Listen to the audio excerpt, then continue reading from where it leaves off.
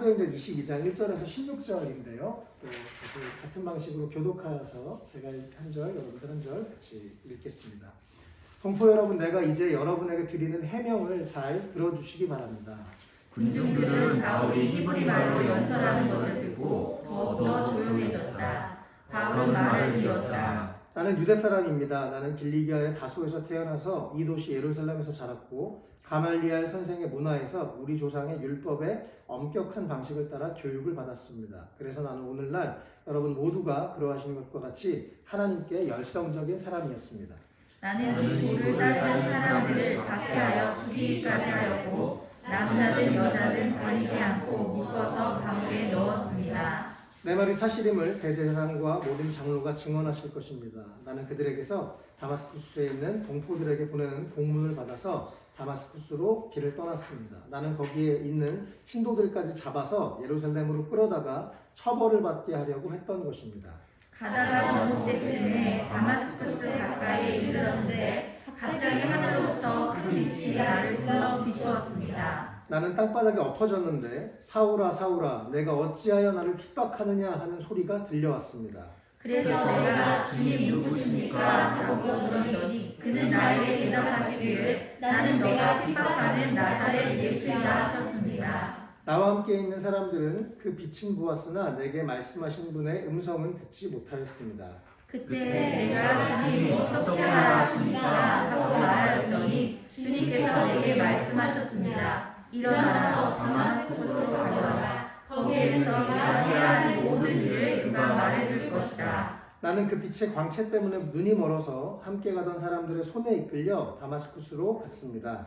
거기에 아나니아라는 사람이 있었습니다. 그는 율법을 따라 사는 경건한 사람으로 거기에 사는 모든 유대 사람에게 칭찬을 받는 사람이었습니다. 그가 나를 찾아와 곁에 서서 형제 사울이여 눈을 뜨시오 하고 나에게 말하였습니다. 그 순간에 나는 시력을 회복하여 그를 쳐다보았습니다. 그때 아나니아가 내게 말하였습니다. 우리 조상의 하나님께서 당신을 택하셔서 자기의 뜻을 알게 하시고 그 의로우신 분을 보게 하시고 그분의 입에서 나오는 음성을 듣게 하셨습니다. 당신은 그분을 위하여 모든 사람에게 당신이 보고 들은 것을 증언하는 증인이 될 것입니다. 그러니 이제 망설일 까닭이 어디 있습니까? 일어나 주님의 이름을 불러서 세례를 하고 당신의 죄 씻음을 받으시오.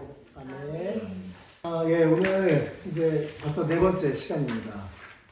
저는 진짜 제가 지난주에 이렇게 또 아내랑 그런 얘기 주중에 나눴는데 엑츠 2022 시리즈를 시작하고 사도행전의 그 성령님께서 우리 교회 안에 역사하시는 것을 경험하면서 너무 놀랍고 감사했습니다.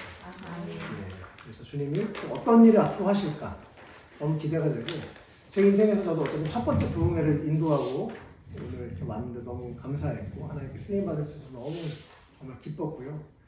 또 그 교회에 은혜를 주시려고 하나님이 저에게 성령을 충만하게 하셔서 막 은혜를 불을 뿜고 이러고 올 수 있도록 사용해 주셔서 너무 감사하고 기뻤습니다.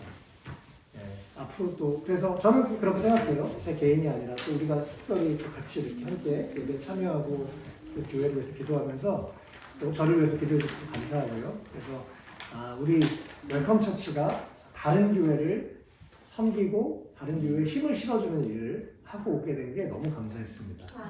저희 아이들이랑 차 타고 오면서 파이팅 막 하고 아유 너희들 수고했다 같이 기도하면서 격려도 하고 했었는데 앞으로 정말 우리 하나님께서 성령님께서 분명히 놀라운 일도 하실 것이다 이런 확신을 너무 많이 갖고 왔습니다. 네. 앞으로 주님이 또 우리 교회를 통해서 우리 교회 한 분 한 분을 통해서 어떤 일 하실지 기대를 함께 가지고 또 함께 기도하면 좋겠고 또 가능하시면 아침에도 새벽에 6시 반인데요 함께 나오셔서 기도하실 수 있으면 너무 좋겠습니다. 진짜 너무 좋거든요. 우리 정말 너무 아침마다 너무 좋은 시간을 보내고 있습니다. 부담 없고 또 길지도 않고 그러나 되게 깊이 있는 걸 하고 있어서 또 같이 성경 읽으니까 너무 좋아요. 그래서 같이 사도행전 흐름을 잘 따라했으면 좋겠습니다.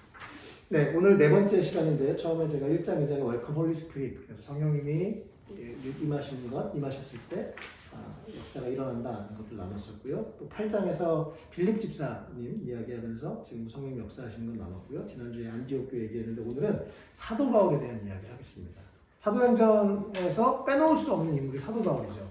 사도행전 이제 13장쯤부터 넘어가면 거의 계속 사도 바울 이야기만 나옵니다. 사도 바울이 1차, 2차, 3차 전도 여행을 가고 바울이 로마로 가서 로마까지 간 것이 사도행전의 끝입니다. 그리고 뭐 해피엔딩, 새드엔딩 이런 게 아니고 그냥 뚝 하고 끝나요. 네, 그건 아마 다음 주에 나눌 텐데요. 그래서 끝나지 않는 이야기가 우리가 계속해서 사도행전을 써내려가라 그런 의미로 그냥 어떤 미완성으로 사도행전이 끝나죠. 그리고 사실은 실제로 사도행전이 2000년 동안 계속해서 진행되고 오고 있습니다. 성령님이 많은 하나님의 사람들을 통해서 또 교회들을 통해서 계속해서 일하고 계시죠. 그래서 지금까지 또 우리 여기까지 또 2021년에 우리 웰컴 처치가 또 생기게 됐고 또 이렇게 우리도 함께 예배드리고 있는데요. 오늘 그 중요한 사도 바울에 대해서 사도 바울 인생에서 가장 중요했었던 두 가지 질문을 좀 나눠보려고 합니다. 사도행전 지난번에도 계속 제가 매주 지금 나누고 있죠. 가장 이 사도행전 전체 핵심적인 말씀. 성령이 임하시면 능력을 받고 증인이 될 것이다. 그리고 증인이 되는데 그 영향력이 점점 그들이 살고 있었던 예루살렘, 온 유대, 사마리아 땅 끝까지 확장되는 일들이 일어날 것입니다. 아멘. 이번 주에 이제 제가 지난주에 그 안디옥 교회 설교하면서 안디옥 교회가 선교의 진심인 교회 이렇게 말씀을 나눴었습니다. 그래서 안디옥 교회는 최선을 다해서 선교했다라고 했는데 이번 주에 우리 아이들 학교에서 연락이 왔어요. 학교에서 필리핀으로 선교를 가겠다고 연락이 왔습니다. 바로 이번 주에. 그래서 사랑이가 가고 싶었어요. 기도했습니다. 근데 그날 할머니가 연락이 오신 거예요. 그래가지고 할머니 저 선교 가도 돼요? 아니야? 할머니가 네. 갑자기 코로나 괜찮니 얘기를 하시다가 갑자기 사랑아 돈 필요하니 이러면서 할렐루야. 그날 바로 오전에 기도했는데 오후에 그래서 할머니가 어쨌든 서포트 해주셔서 사랑이 필리핀 선교를 8월에 가게 됐습니다. 너무 저도 또 이제 사랑이 또 중국 선교사로 살았었기 때문에 가난한 지역을 저희와 같이 깐난하게 다녔었기 때문에 사랑이도 마음이 되게 새롭고 또 이제는 선교사의 자녀가 아니라 자기가 단기 선교사로 간다는 것을 너무 감사하고 저희도 부모로서 너무 감사하고요. 그래서 하나님 우리 그런 선교의 말씀이 이렇게 선포된 것에 열매가 맺힌 게 너무 감사했고 우리 웰컴도 어떻게 선교할 수 있을까? 하나님 어떻게 우리가 선교하기 원하실까? 그런 마음을 갖게 됐습니다. 정말 성령님이 임하시면 능력이 임해서 우리에게 변화가 일어나고 또 증인이 됩니다. 그리고 전 이 능력을 너무 좁게 생각하지 않아요. 하나님 우리에게 저번에도 나눴지만 우리 각자에게 주셨던 은사와 재능들이 더 폭발적으로 발휘가 되고 또 그 영역에 대한 마음들과 열정이 생겨서 지금 우리 두 분은 또 IT 업계에서 또 민혁형제는 음악계에서 이렇게 활동하고 하고 있는데 성령님이 주신 능력이 분명히 있습니다. 그 주시는 능력과 지혜로 또 주신 그 자리 안에서 잘 감당해 나가는 우리가 됐으면 좋겠고 바라기는 우리 모두가 축복의 통로가 돼서 그 자리에 머무르는 게 아니라 점점 더 많은 사람들에게 하나님 영향을 끼치는 우리 개인 또 우리 교회가 됐으면 좋겠습니다. 예, 아멘. 예, 이 말씀에 우리 삶의 성취되기를 축복합니다. 사도행전 제가 계속 지금 사실 같은 내용 가지고 나누죠. 그래서 오순절에 성령님이 임하셨습니다. 아까 1장 8절의 말씀이 2장에서 성취가 됐고요. 그리고 나서 예루살렘 교회가 먼저 부흥하기 시작하고 그러다가 핍박이 일어나면서 사람들이 흩어져서 유대와 사마리아까지 복음이 전파된 거예요. 그리고 11장 지난주에 봤었던 것처럼 안디옥에 가서 몇 사람들이 그리스 사람들에게 이방인들에게 복음을 전하면서 안디옥에 교회가 세워지고 그 교회 중심으로 세계 선교가 확산되죠. 거기서 그 안디옥 교회에서 세계 선교를 출발하고 특별히 거기에 앞장섰던 사람이 바나바와 바울이었습니다. 1차 전도여행에서는 바나바가 리드를 했었는데 중간부터 성경에는 중요한 순서로 이름이 나오거든요. 바울이 이제 먼저 13장, 14장 어간부터는 바울이 계속 먼저 나오고 있습니다. 그리고 바울이 2차, 3차 전도여행은 바울이 주도를 하죠. 그리고 사도 바울이 결국 로마에 가서 순교를 당했고 또 그러나 그가 사역했었던 이 많은 열매들 또 너무 놀라웠던 건 원래는 바울이 터키의 아시아 쪽으로 가려고 하다가 성령님이 방향을 바꾸셔가지고 빌립보로 가라. 그래서 복음이 유럽으로부터 전파되기 시작해서 유럽에 복음이 전파됐고 많은 교회들이 세워졌고 또 로마 제국이 300년 만에 무너지고 로마 제국 기독교 국가가 되는 일들이 일어났습니다. 그래서 성령의 역사하심이 분명히 사도행전에 있었고요. 그것에 가장 중심적으로 쓰임받았던 사람이 바로 사도 바울입니다. 그래서 오늘 사도 바울의 이 인생에 가장 중요했던 두 가지 질문을 함께 살펴보겠습니다. 예, 이런 유명한 말이 있어요. 사실은 유태인들이 보통 하는 유대인들의 그런 경구에 탈무드에 있는 얘기인데요. 물고기를 잡아주면 하루는 살 수 있지만 물고기를 잡는 방법을 가르쳐주면 일생을 살 수 있다. 유대인들은 이 얘기를 하면서 지식이 아니라 질문해라 라고 이걸 가지고 얘기합니다. 그래서 하브루타가 이런 이 생각들한테 나왔어요. 그래서 유대인들은 하브루타라고 계속 질문을 하게 가르치고 질문을 통해서 배우게 합니다. 그래서 우리 인생에 어떤 질문을 하냐 너무너무 중요합니다. 그냥 답만 주는 게 아니라 내가 어떤 질문을 하는가, 어떤 질문을 하게 하는가 아주 중요한 문제이죠. 그래서 이 질문은 참 중요합니다. 근데 사도 바울은 두 가지 질문을 했는데요. 첫 번째 질문은 제 영어가 훨씬 와닿아서 Who are you? 이렇게 썼습니다. 8절인데요. 8절에 그래서 내가 주님 누구십니까? 하고 물었습니다. 우리 이 상황을 혹시 먼저 잠깐 설명해 드릴게요. 원래는 오늘 읽었던 우리가 22장은 사도 바울이 유대인들 앞에, 사람들 앞에 변증할 수 있는 기회를, 변호할 수 있는 기회를 줘서 그 변호했었던 사도 바울의 설교와 같은 내용인데요. 사도 바울이 자기가 자기의 간증을 얘기할 때 자기가 어떻게 예수님을 만나는지 얘기합니다. 그래서 바울이 3절에 자기 소개를 하잖아. 원래 유대 사람인데 빌리기아의 다소라는 아주 큰 도시에서 태어났습니다. 그래서 이 다소에서 태어났고 그런 아주 신분이 이미 로마 시민권을 가졌던 그런 사람이었죠. 또 이 유대인으로서 예루살렘에서 자라서 가말리엘이라는 그 당시 최고의 이 지식 석학에게 공부를 했습니다. 그리고 유대인식의 아주 정통 교육을 받았죠. 또 3절 뒷부분에 자신을 설명하죠. 하나님께 열성적인 사람을 했습니다. 이 사람은 유대인의 생각만 가지고 있었고 예수님 믿는 것은 잘못됐다고 일반적인 유대인처럼 그렇게 생각했기 때문에 예수 믿는 사람들을 박해해서 죽였습니다. 그리고 남자든 여자든 걸리면 다 감옥에 집어넣는 일들을 했었죠. 그런데 이 바울이 다마스쿠스, 지금의 시리아에 있는 다마스쿠스라는 도시에 역시 거기에 있는 이 사람이 얼마나 이 열심이었는지 예루살렘에서 230km 떨어진 다마섹까지 간 거예요. 거기 있는 사람들도 잡아가려고. 그 정도로 열정이 있었던 사람입니다. 그런데 그 당시에는 방향이 잘못됐었죠. 진리 안에서 예수님을 만나지 못했기 때문에 저 예수 믿는 나쁜 놈들 이렇게 유대인의 생각으로만 잘못 생각하고 있었던 거죠. 그래서 잡으려고 가는 그런 열정이 있었던 사람인데 이제 예수님이 그를 찾아오서 만나십니다. 너무 유명한 내용이죠. 6절에 큰 빛이 갑자기 하늘로부터 임합니다.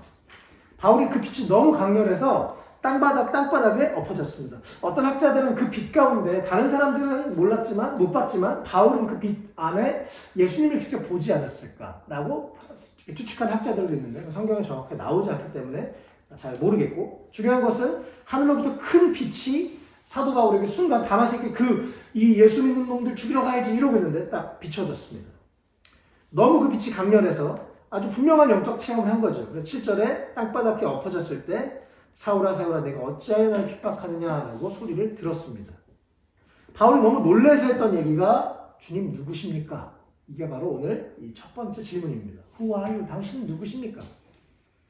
먼저 우리가 그러니까 예수님이 어떻게 대답하시죠? 나는 네가 핍박하는 나사렛 예수이다. 바울이 실제로 예수님을 핍박했었습니까? 아니요. 바울이 핍박했던 건 예수 믿는 사람들이었습니다. 예수 믿는 사람들의 교회를 핍박했죠. 근데 예수님은 여기서 뭐라 그러세요? 너는 나를 핍박해서라고 말씀하십니다. 주님의 교회를 핍박하는 거, 주님의 교회를 비난하는 거, 예수님을 비난하는 것입니다. 그래서 우리가 교회를 사랑하고 또 교회를 위해서 기도하고 교회가 진짜 주님의 몸이기 때문에 우리가 교회를 또 주 안에서 잘 섬겨나가야 되는데요. 어쨌든 오늘 이 중요한 바울의 첫 번째 질문은 Who are you, Lord? 당신 누구십니까? 라는 질문이었습니다. 예수님이 바로 나는 네가 핍박하던 바로 그 나사렛 예수다 라고 말씀하십니다. 여기서 나오는 그래서 방금 우리가 나눴죠. 영어로도 보면 I'm Jesus of Nazareth. 내가 바로 그 나사렛 예수야. 이 당시에 예수라는 이름이 좀 흔했으니까요. 내가 그 나사렛 출신의 바로 그 예수. 네가 절대 믿으면 안 된다고 하는 그 예수. 내가 바로 그 예수야. 라고 명확하게 예수님이 자신을 말씀해 주십니다. 9절에 나와 함께 있는 사람들이 바울과 함께 있었던 사람들은 빛을 봤지만 그 말씀의 음성은 못 들었다라고 9절에 지금 되어 있죠. 그런데 사도 바울은 똑똑히 주의 음성을 들었습니다. 예배의 공간에 있다고 해서 하나님의 기적의 공간에 있다고 해서 모두가 다 주의 음성을 듣는 것은 아닙니다. 이것은 우리가 주님과 개인적으로 듣는 것입니다. 주님이 나에게 설교를 통해서 내 마음의 감동을 통해서 무엇을 통해서 하나님이 바로 나에게 말씀하시는 것은 나밖에 못 듣습니다. 여러분 주의 음성을 들으시면 좋겠어요. 네, 주님의 음성을 계속해서 더 많이 들으시면 좋겠습니다. 우리 주님 우리가 말씀하시는 분이시고 살아계신 분이시고 우리에게 여러 가지 방법을 통해서 감동을 주시기도 하고 마음에 찔림을 주시기도 하고 어떤 생각이 떠오르기도 하고 다양한 방식으로 그러나 주님 분명히 살아계시고 오늘도 우리에게 말씀하시는 분이신 것을 분명히 확신합니다. 네. 그래서 이 어두움에 있었던 바울, 영적인 눈이 어두워 있었던 바울이 이제 주님의 빛이 비춰지면서 영적인 눈이 떠지고 예수님을 보게 됩니다. 아, 저분은 살아계신 분이시구나. 죽으신 분이 아니구나. 사람들이 거짓말로 뭐 예수 부활했다는 건 거짓말이야. 아니구나. 분명히 살아계신 분이구나. 다른 사람이 경험한 게 아니라 자기가 경험하면요. 이것은 어떻게 빼앗을 수 없고 바꿀 수 없고 지울 수 없습니다. 그래서 내가 경험하는 것이 너무 중요한데 내가 체험하는 것이 중요한데요. 그렇게 분명히 사도 바울은 오늘 살아계신 예수님 빛 가운데 만나게 됩니다. 그리고 주의 음성을 듣게 되죠. 내가 예수야. 네가 핍박하던 예수가 바로 나야. 말씀하셨습니다. 예. 제가 우리 준호 형제랑 같이 아내랑 같이 대학생 때 예수전도회라는 단체가 있었습니다. 예수전도회라는 단체는 그 단체의 표어가 이거였어요. Know God and make Him known. 하나님을 알고 하나님을 알게 하자. 이게 이 단체의 표어였는데요. 오늘 이 말씀, 오늘 본문에 이 본문을 제가 언젠가 예전에 읽다가 이 오늘 사도 바울이 던지는 이 두 가지 질문이 우리 모든 인간에게 가장 중요한 두 가지 질문이구나라는 것을 알게 됐습니다. 그래서 오늘 이것을 나누는 건데요. 첫 번째는 주님 당신이 누구십니까? 여러분 평생 질문하셔야 됩니다. 우리가 평생 질문해도 다 몰라요. 하나님 얼마나 크신 분인지, 예수님 얼마나 크고 놀라운 분이신지 그 사랑도 우리가 다 모르고 그분이 그 능력도 우리가 다 100% 알 수는 없습니다. 그러나 우리 삶에서 계속해서 질문해야 되는 것은 주님 당신은 누구십니까? 당신은 누구십니까? 또 우리가 어떤 환경과 상황 가운데 있을 때 주님 이곳에서 주님은 나에게 어떤 일을 하기 원하십니까? 라고 우리가 계속해서 주님을 묵상하고 주님께 질문하고 질문할수록 우리가 주님을 더 알게 됩니다. 성경은 하나님의 다양한 이름이 있죠. 하나님 우리의 목자가 되시기도 하고 치료자가 되시기도 하고 위로자가 되시기도 하고 하나님의 다양한 이름들이 있는데 우리가 그 주님을 더 알아가는 우리의 삶이 됐으면 좋겠습니다. 질문을 멈추지 마십시오. 하나님 앞에 질문하는 건 너무 귀한 일입니다. 예, 하나님 앞에 질문하는 건 아무리 질문해도 괜찮습니다. 더 많이 질문하시고 하나님 당신은 도대체 어떤 분이십니까? 당신의 마음은 무엇입니까?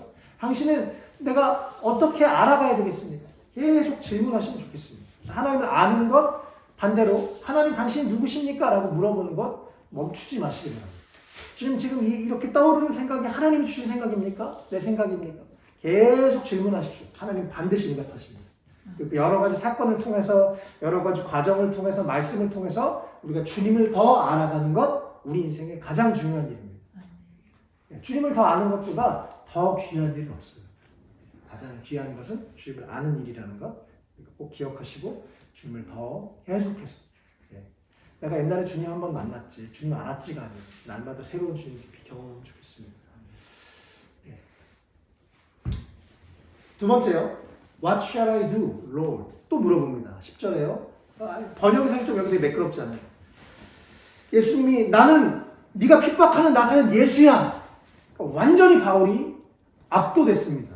그리고 그냥 예수님을 한마디로 만난 거죠.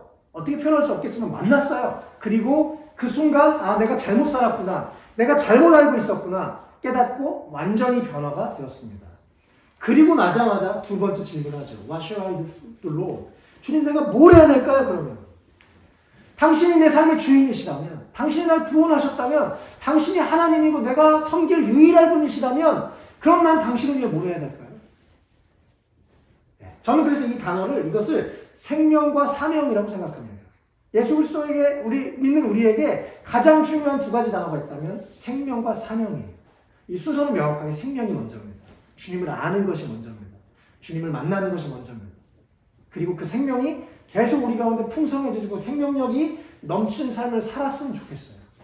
근데 거기서 생명력이 점점 넘치고 더 행복하고 긍정적이고 또 주님과 더 가까이 가고 사람 점점 밝아지고 좋아지고 그것에서만 멈추는 게 아니라 그 다음엔 생명을 내가 얻었다면 내가 그럼 무엇을 위해서 할 것인가? 사명을 찾아야 되는 것이죠. 사명을 막 너무 거창하게가 아니라 이거 참 여러 가지로 우리가 묵상해 볼 수가 있는데요.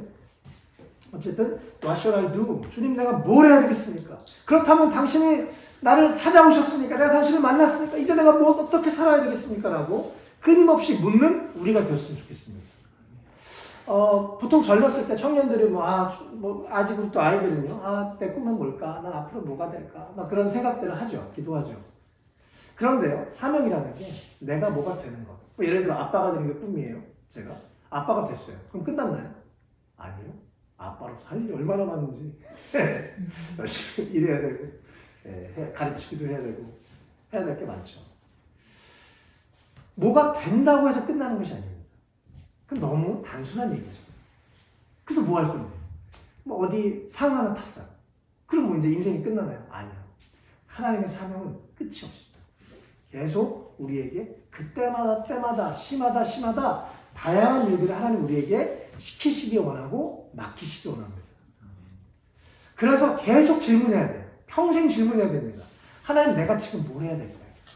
내가 이 시기에 뭘 해야 될까요? 하나님 나를 왜 웰컴 처치에 보내셨어요? 내가 이 교회에서 뭘 해야 될까요? 내가 부모로서 뭘 해야 될까요? 내가 자녀로서 뭘 해야 될까요? 내가 연애하면서 어떻게 해야 될까요? 내가 직장에서 어떻게 해야 될까요? 끊임없이 하나님께 묻고 하나님 나에게 그때 주시는 사명들을 감당하는 것, 이것이 그리스도인의 축복의 통로로 사는 삶인 것입니다. 나를 통해서 누군가가 유익하게 하는, 나를 통해서 주님의 영광이 나타나는, 나를 통해서 직장에 다른 사람들이 하나님을 알게 되는, 나를 통해 선한 영향력이 끼쳐지는, 내가 만든 어떤 프로그램 시스템들이 누군가에게 유익하게 하는, 다 하나하나 우리가 계속해서 고민하고 기도해야 될 일이죠. 너무 단순하게 사명을 생각하는 것 좋지 않은 것 같습니다. 한자로 저 뒤에 나오는데 시킬 사자거든요. 목숨 명자입니다. 나에게 목숨을 주신 하나님께서 무엇을 시키시는지 찾는 것, 그것을 발견하고 순종하는 것 너무 중요합니다. 사도 바울이 너무 엄청난 중요한 질문 두 가지를 했더라고요. 주님 어떻게 해야 됩니까? 이게 두 번째 질문이었습니다. 그러니까 주님이 말씀하셨죠. 너 일단 일어나 다마스크에 가. 그리고 네가 가서 해야 될 일을 누가 말해줄 거야. 하나님 이미 다른 성경에 보면 이미 아나니아라는 사람에게 이미 먼저 찾아가서 말씀하셨습니다. 자 저기 바울이라는 애가 올 건데 걔한테 기도해주고 그다음에 말해줘. 아나니아가 그 사람 그 교회 막 핍박하는 사람인데요. 부담스러운데요? 그러는데 아니 내가 그 그를 이방을 위한 그릇으로 사용할 거야. 라고 이미 아직 사도 바울이 하나님 앞에 잘한 게 하나도 없고 오히려 교회를 핍박하고 있는 인간인데 주님이 이미 그렇게 말씀을 해버리십니다. 하나님이 바울을 향해 계획을 가지고 계셨다는 것이죠. 그리고 또 바울은 그 주님의 계획 앞에 또 자신이 그동안 사실은 스데반을 죽였던 것도 바울이나 마찬가지였고요. 많은 사람들을 옥에 가두고 죽이는 일들에 앞장섰던 바울이 예수님을 만나고 어떻게 됐을까요? 그때 그 과거의 자신의 과오, 실수를 막 자책하면서 살았을까요? 그러지 않았습니다. 그 자책감, 그 미안함, 그때 몰라서 그랬잖아요. 자기가 일부러 그런 건 아니었잖아요. 나름대로 열정이 있었지만 방향이 틀린 거였잖아요. 자기가 철저하게 회개하고 계속해서 바울이 나중에 훌륭한 일을 엄청 많이 하는데도 자기가 고백하죠. 나는 죄인 중에 괴수입니다. 나는 이미 많은 사람을 죽인 사람입니다. 난 많은 사람에게 핍박을 했었던 주님의 몸된 교회를 핍박했던 악한 자입니다. 스스로 계속 생각하면서 과거의 과오에 묶이지 않고 그것을 계속 자신의 겸손의 도구로 사용했습니다. 바울은 목숨을 걸고 최선을 다했죠. 제가 최근에 얼마 전에 지난주인가 이렇게 데리고 전화 그런 생각했어요. 너무 감사하거든요. 근데 제가 이제 목사로서 바울에 대한 설교도 여러 번 해봤지만 또 바울이 텐트 메이커라고 직접 어려울 때 돈을 직접 텐트를 만들면서 벌면서도 사역을 중간에 하는 장면이 나오는데 제가 예전에 사역을 하다 보면 텐트 메이커 해서 돈을 벌 수도 있습니다. 말은 그렇게 했었는데 제가 직접 뛰면서 요즘 돈을 벌면서 또 사역을 하면서 바울의 심정을 조금 더 알게 되는 거예요. 마치 이런 것 같아요. 주님, 내가 주의 교회를 세우기 위해서 주님의 뜻을 이루기 위해서 뭐든지 하겠습니다. 돈을 벌려면 가서 벌고, 뭐 몸으로 때우라고 하면 때우고, 정말 뭐든지 하겠습니다. 이런 태도로 바울이 하지 않았을까. 그냥 교회에서만 혹은 이 어떤 정해진 시간만 착한 척하고 목사인 척하고 이런 게 아니라 그냥 자신의 삶을 완전히 들여서 자신의 모든 시간을 돈을 벌는 것도 주님을 위해서, 사람들에게 뭔가를 가르치는 것도 주님을 위해서, 또 가족들을 돌보는 것도 주님을 위해서. 그런 마음으로 바울이 정말 내 삶을 다 들여서 헌신했구나 그런 생각을 하면서 참 은혜가 되더라고요. 내가 이런 거라도 해서 이 일을 해서 돈을 벌고 또 뭐 가정을 유지하고 교회에 헌금하고 그러면서 이 교회가 유지되는 것 너무 감사하더라고요. 다른 거 하나님 뭐 다른 거 시키셔도 기쁘게 감사하게 하면 좋겠다 그런 생각을 했습니다. 지금 왜냐면 이것이 지금 저에게 주신 하나님의 사명이기 때문에 그렇습니다. 우리 각자에게도 지금 하나님이 나에게 뭘 원하시는지, 지금 나에게 뭘 하라고 하시는지, 아마 주님이 진우 형제에게 자꾸 간식을 사오라고 하시는 것 같아요. 너무 감사해요. 네. 감사하게 지금 최근에 이제 영상 제가 설교하면 이제 녹화한 걸 이렇게 편집해서 올려주고 저는 그 시간에 대리운전하라고 하고 너무 감사해요. 네. 제 성격상 또 앉아서 편집을 잘 못하는데. 네. 뭐든지 주님이 우리에게 시키신 큰 일이든 작은 일이든 무언가 주님이 시키신 일을 감당하는 것, 사명을 따라 사는 것, 너무 행복하고 값진 일입니다.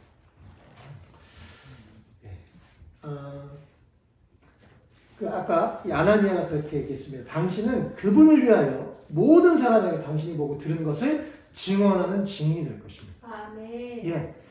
우리 다 형태는 달라요. 그러나 우리가 주님을 위해서 주님을 증거하는, 주님의 살아계심을 나타내는 사람으로는 우리 모두가 각자의 자리에서 살아가야 되는 것입니다. 그것이 우리 모두가 가진 공통적인 사명이죠. 그러나 각 개인이 그럼 내가 어떤 일을 해야 될까, 어떤 것을 감당해야 될까는 다 다를 것입니다. 그럼 어쨌든 이 우리를 향한 사명은 이렇습니다. 우리는 그분을 위해서 주님의 증인이 되는 것, 주님의 살아계심을 증거하는 것. 전도하는 거 어렵다고 하는 분들이 있어요. 사도 바울처럼 하면 됩니다. 자기가 경험한 거 나누는 게 제일 좋습니다. 어려운 지식 안 나눠도 됩니다. 내가 만난 예수님, 내가 경험한 변화 나누면 그것만큼 확실하고 강력한 게 없어요. 다른 사람도 말 못해요. 왜요? 내가 경험했다는데 할 말 없습니다. 어쨌든 이 두 가지 질문 꼭 기억하시고 오늘 요 얘기만 마치려고 그러는데요. 이 케이티 데이비스라는 여인입니다. 요 여학생 요 사진이 아마 20대 초중반일 거예요. 이 친구가 되게 부유한 미국에 이제 원래 고등학교 여학생이었습니다. 아주 부유한 집에 살던 여인이었습니다. 근데 18살 때 내 인생을 좀 의미 있게 살아봐야 되겠다 이런 생각을 했대요. 그래서 아프리카의 가난한 나라에 봉사를 하러 갔습니다. 아프리카의 가난한 나라에 잠깐 봉사하러 갔어요. 잠깐. 그래서 한 달 동안 그냥 이제 갓 고등학교 이제 곧 졸업반 각 졸업 이제 했었던 친구여서 굳이 할 수 있는 것도 없고 그래서 그냥 아마 제 기억에는 우간다였던 것 같은데 그냥 가서 아이들이랑 한 달 동안 놀아준 것밖에 한 게 없습니다. 한 달 동안 놀아줬어요. 그런데 어느 날 거기서 5살짜리 아이가 물어봅니다. 저기요, 엄마라고 불러도 돼요? 그 한마디 때문에 이 아이가, 이 자매가 2007년에 고등학교를 졸업하고 20살의 나이에 우간다에 갑니다. 좋은 대학에 붙었는데 포기하고 우간다로 가요. 아프리카. 그래서 13명의 아이를 입양해서 엄마가 됩니다. 20살짜리가 엄마가 됐어요. 그래서 13명의 아이들을 기르는 엄마가 됐습니다. 그리고 그 아프리카의 그 어려운 아이들 또 그들의 사연을 듣고 이제 단체를 세웠어요. 그래서 수백 명의 어린이들을 돌보는 사람이 됐습니다. 그리고 사실은 이 자매가 이건 벌써 거의 8년, 10년 전에 나왔던 책이에요. 엄마라고 불러도 돼요. 이 책이 유명해지면서 전 세계 많은 사람들이 이 여인의 사역을 알고 돕고 지금은 결혼을 했어요. 그래서 남편과 함께 우간다에서 살면서 여전히 아이들을 서양 미국인이랑 결혼해서 자기들이 낳은 아이 하나 또 나머지 입양한 아이들과 함께 살고 있습니다. 그냥 그 말 한마디에 엄마라고 불러도 돼요. 그 말 한마디에 주님의 음성처럼 들렸다 그래요. 그래서 예, 너무 좋은 책이거든요. 한번 관심 있는 저 영화도 분들 읽어보시고. 있어요. 아, 이미 그래요? 봤어요 학교에서. 아 그래요. 네. 케이트 데이비스라는 여인이 아프리카에 아주 귀한 영향을 끼치는 사람이 됐습니다. 예, 사명이라는 건 참 다양한 것 같아요. 너무 사양에 하나님 나 선교사 이 사람처럼 시키시면 어떡하지 부담 갖지 마시고 주님이 웬만하면 또 안 시키십니다. 각자 감당할 만큼 주님이 시키실 줄도 있습니다. 우리 주님이 좋은 분이십니다. 예, 말씀을 이제 정리할게요. 네, 사도 바울의 두 가지 질문. Who are you? 주님 당신 누구십니까? 지금 이 자리에 이 환경에 이 상황에 주님 계세요? 주님 나에게 지금 뭐라고 말씀하고 계세요? 내가 이걸 통해서 내가 경험하고 알아가야 될 주님은 어떤 분이십니까? 끊임없이 질문하는 우리가 됐으면 좋겠습니다. 그냥 내가 예수님 믿는 거에서 만족하는 게 아니라 구원받는 것에서 만족하는 게 아니라 그 생명이 주님 안에 있는 그 생명이 계속 우리에게 풍성하게 살아 넘치는 그런 우리가 됐으면 좋겠습니다. 그러니까 우리 주님과의 관계가 끊어지지 않고 주님과의 관계가 아주 원활해서 그 생명을 우리가 계속 받아들이면 좋겠고요. 두 번째, 사명. What should I do? 주님 내가 뭘 해야 될까요? 끊임없이 묻고 주님이 말씀하시는 것이라면 무엇이든지 순종하면서 주님을 기쁘시게 하고 또 주님께 순종할 때 우리에게 누구보다 우리에게 기쁨이 있습니다. 그렇죠? 예. 주님 주시는 그 기쁨을 누리고 또 정말 하나님이 우리를 통해서 하고자 하시는 일들을 온전히 감당하는 우리 개개인과 우리 웰컴 처치가 됐으면 좋겠습니다. 예, 우리 지금 계속 2022 강남에서 저는 점점 더 기대가 돼요. 이게 점점 한 주 한 주 이게 기대감이 더 커져요. 하나님 앞으로 이 사도행전과 같은 일들 강남에서 어떻게 하실까 너무 기대가 돼요. 예, 함께 기대하고 또 함께 하나님 일하시는 것을 보면서 또 강남에 가서 우리가 가기 전에 기도해야 되겠죠. 이따가 우리 잠깐 그 교회 로고를 최종안이 결승전에 올랐어요. 2개가 나왔는데 사역자분들이랑 같이 몇 번 회의하고 이렇게 하면서 저는 종영 형제가 만든 거 이렇게 디자인한 걸 좀 업그레이드 디자이너에게 부탁해서 좀 더 업그레이드 시켰거든요. 이따 같이 그런 것도 결정하고 이제 로고가 결정되면 헌금 봉투도 그렇고 하나는 행정적인 걸 만들어갈 수 있으니까요. 조금씩 교회가 행정적으로도 세워지고 준비가 되고 앞으로 강남에 가서 진짜 하나님 어떤 일 하실지 우리가 강남 부동산 돌아다니는 것도 아닌데 먼저 오라고 연락이 오고 너무 정말 기대가 됩니다. 작년에 미녀평제가 성역 공부하면서 주님이 분명히 강남의 교회를 세우라는 음성을 제가 미녀평제 입을 통해서 들었기 때문에 그래서 주님이 하시는 일, 사람이 하는 일이 아니고 우리가 억지로 만들어내는 일이 아니고 성령이 인도하시는 일이라고 확신합니다. 아멘. 앞으로 하나님 하실 일들을 함께 기도하면 좋겠습니다.